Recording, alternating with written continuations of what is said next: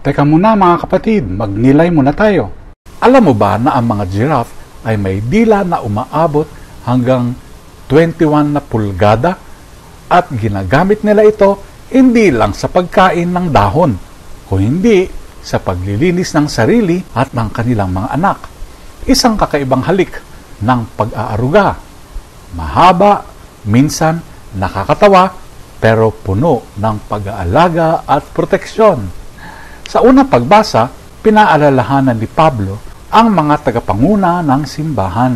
Ingatan ninyo ang inyong sarili at ang buong kawan. Alam niyang darating ang mga mababangis na lobo, mga tukso, maling aral at pagkakahati-hati.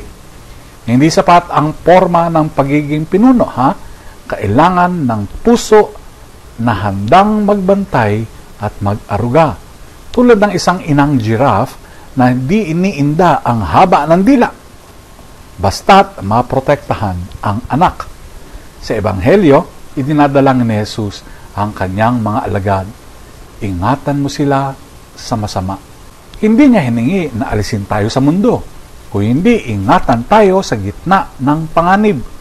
Ang kanyang panalangin ay parang espiritual na halik. Hindi laging nararamdaman, pero laging naroroon. Ang tunay na pag-aaruga ay hindi laging maganda sa paningin ng mundo, pero ito ay banal sa mata ng Diyos.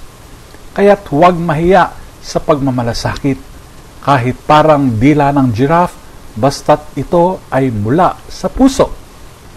Pagnilayan po natin ito. Amen.